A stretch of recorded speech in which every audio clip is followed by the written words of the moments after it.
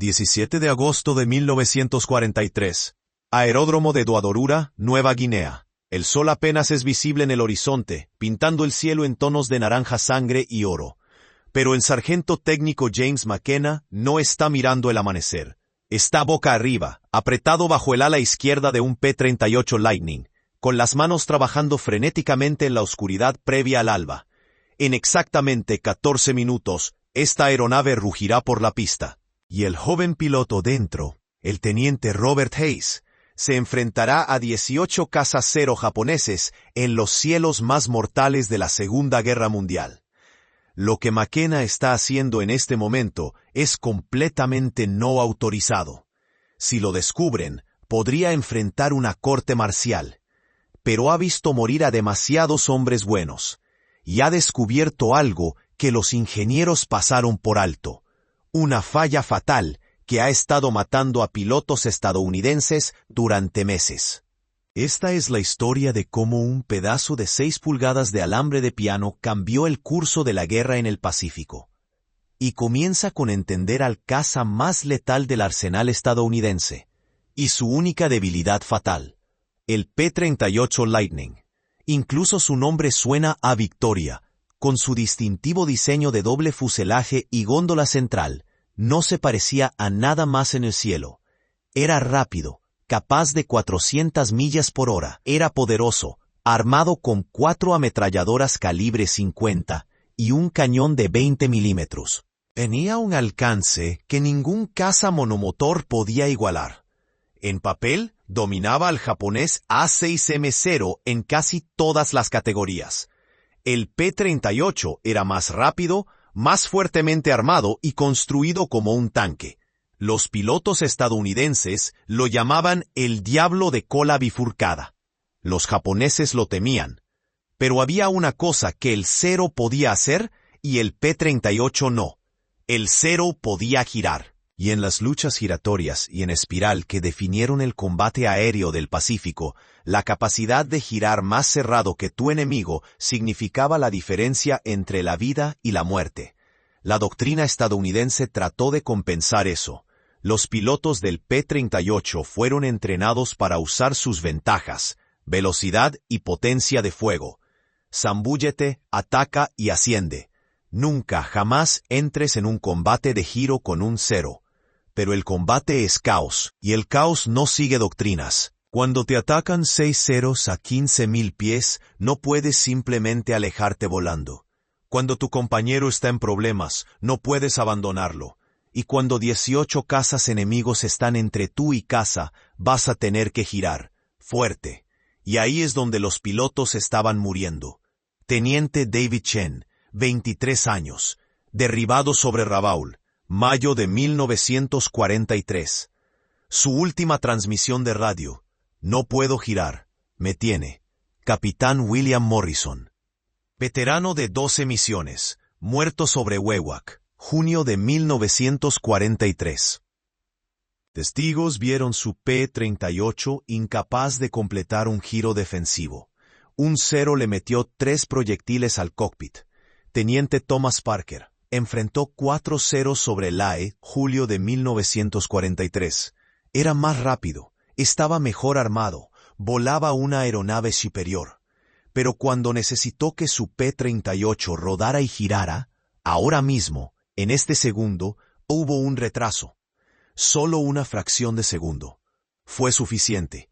El sargento técnico James McKenna había estado observando y pensando, y en su tienda, tarde por la noche, había estado haciendo cálculos que pondrían muy incómodos a los ingenieros en California. El problema no era la estructura, no eran los motores, no era la habilidad del piloto. Era 3/8 de pulgada de holgura en los cables de control de los alerones. 3/8 de pulgada, menos de 1 centímetro. En una aeronave de 40 pies que pesaba 17.000 libras, parece insignificante. Pero McKenna entendía algo que los ingenieros no. A alta velocidad, en vuelo nivelado, esa holgura no importaba.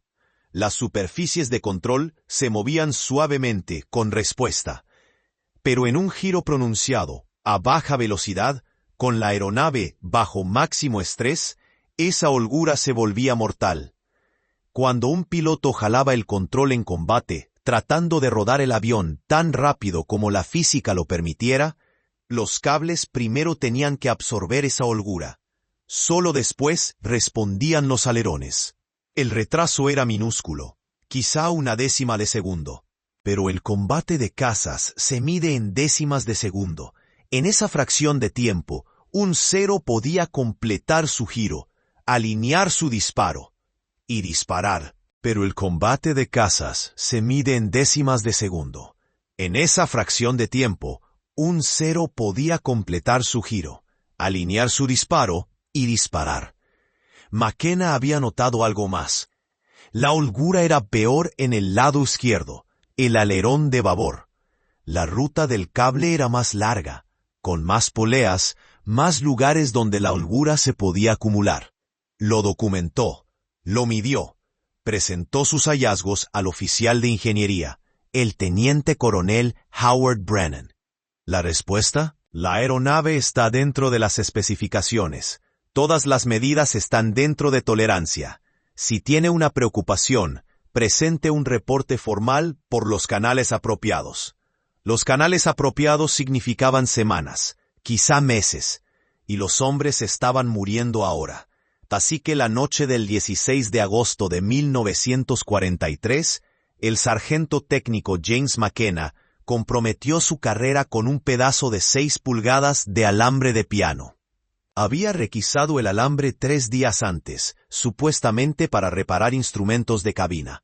Alambre de piano, acero de alto carbono, increíblemente fuerte para su diámetro, con la cantidad justa de flexión.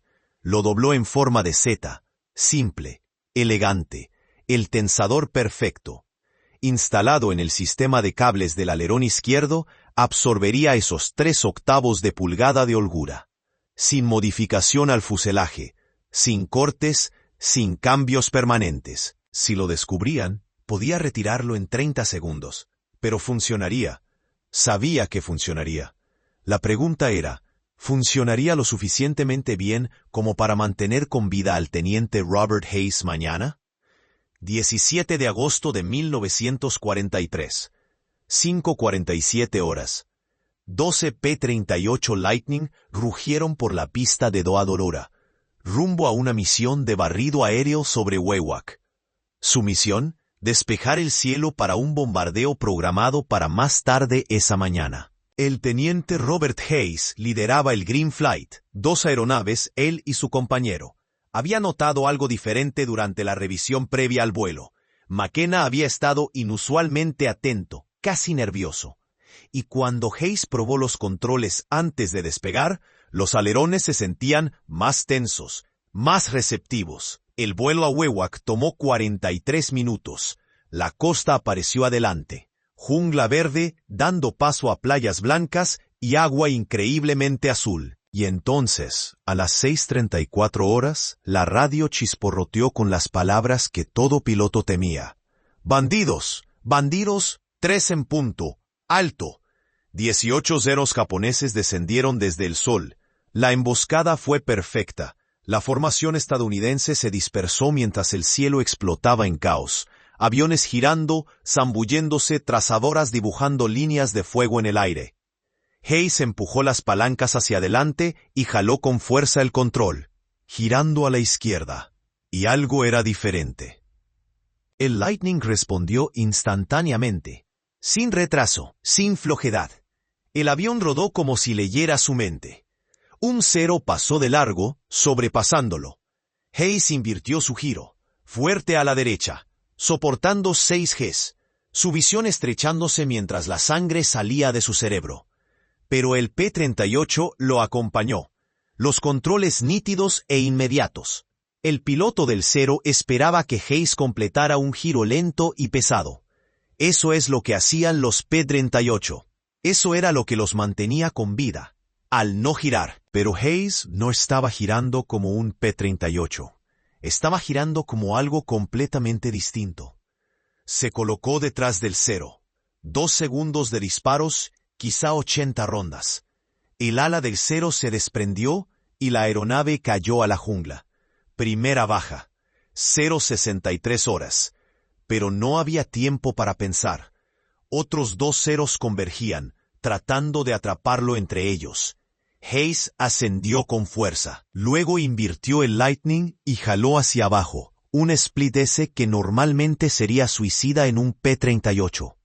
La aeronave respondió como un caza de la mitad de su tamaño. Atrapó al segundo cero mientras ascendía. Una ráfaga de 3 segundos. La cabina explotó y el cero cayó, dejando humo. Segunda baja, 0:38 horas. El tercer piloto cero era bueno, experimentado. Había visto lo que Hayes estaba haciendo y no lo creía. Los P-38 no peleaban así. No era posible. Se encontraron, girando uno dentro del otro, ambas aeronaves al borde de la pérdida. Hayes sentía su Lightning temblar, la advertencia de pérdida sacudiendo el fuselaje. Su indicador marcaba 140 nudos, peligrosamente lento. Pero los controles seguían respondiendo, aún tensos, aún inmediatos. El piloto del cero cometió su error. Jaló demasiado fuerte, tratando de igualar la tasa de giro de Hayes. Su cero entró en pérdida y giró fuera de control. Hayes alineó su tiro, disparó. El cero se desintegró. Tercera baja. 16:43 horas, 7 minutos, 3 bajas. Y una reputación que se expandiría por ambas fuerzas aéreas como pólvora. Cuando Hayes rodó de regreso a Doadorura a las 0:71 horas, todos los pilotos y mecánicos de la base lo esperaban. La noticia ya se había esparcido. Hayes había hecho lo imposible, superar en giros a ceros en un P-38. En el informe posterior seguía diciendo lo mismo. El avión se sentía diferente. Los controles estaban más tensos, más receptivos.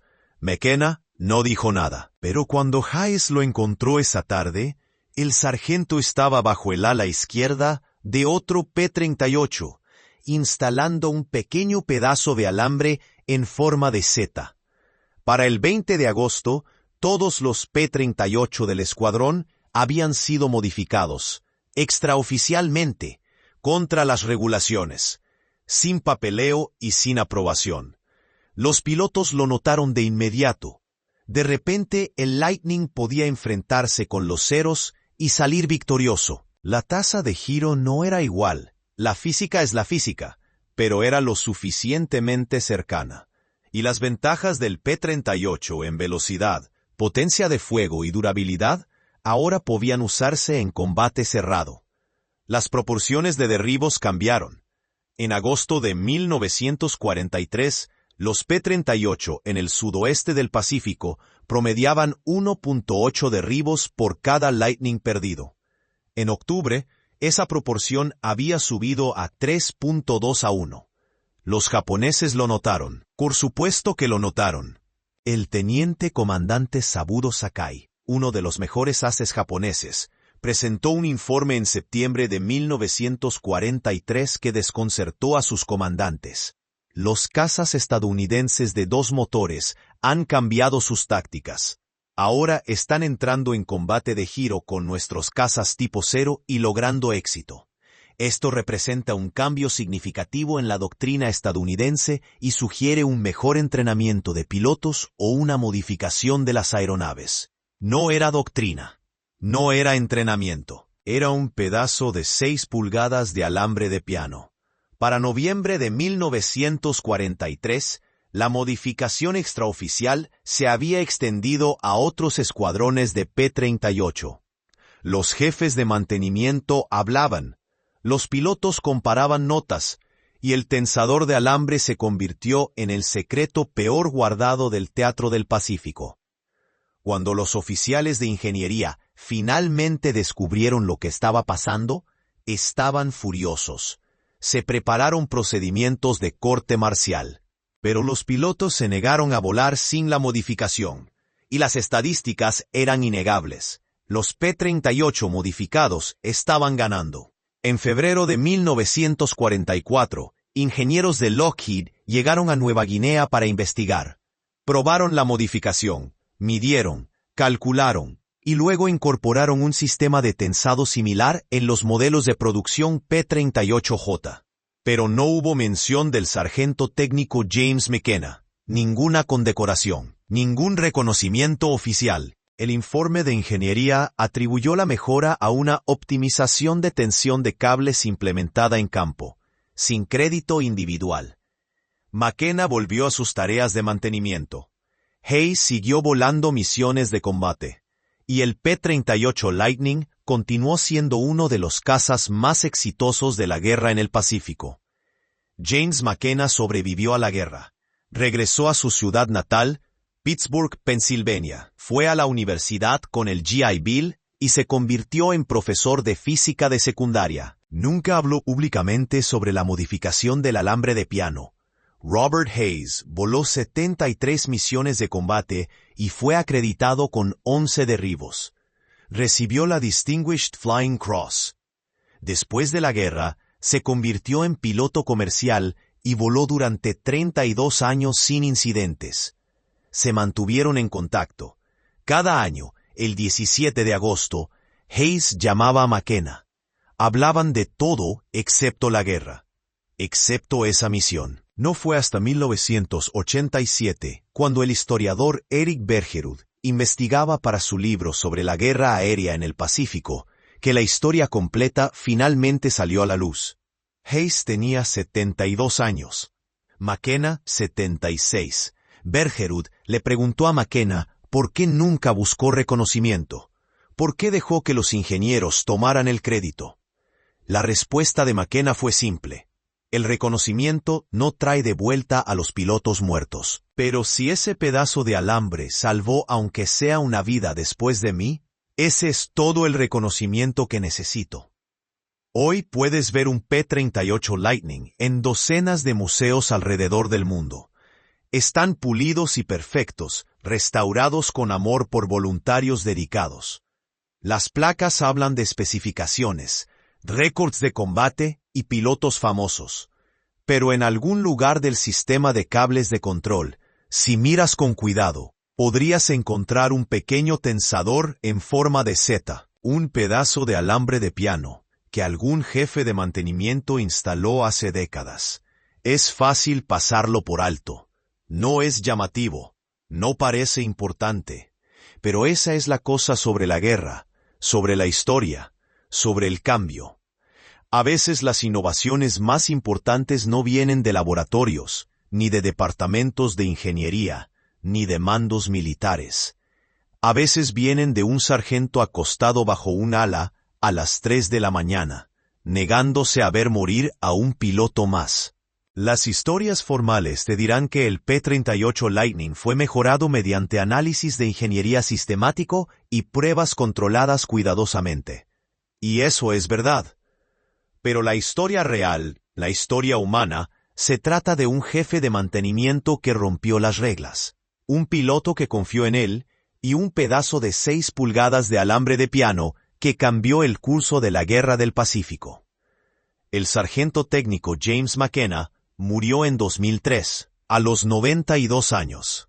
En su funeral, 7 pilotos de P-38, algunos viajando desde el otro lado del país, sirvieron como portadores del féretro. Robert Hayes habló en el servicio. Dijo, cada vez que volaba, sabía que Jim estaba conmigo, en la cabina, en los controles, asegurándose de que regresara a casa. Me salvó la vida ese día de agosto de 1943. Y me la salvó todos los días después. Si te gustó esta historia, por favor dale like y suscríbete. Compártela para honrar a los héroes anónimos que cambiaron la historia. Una pequeña innovación a la vez. Y recuerda, a veces, lo más importante del mundo es un pedazo de alambre de 6 pulgadas.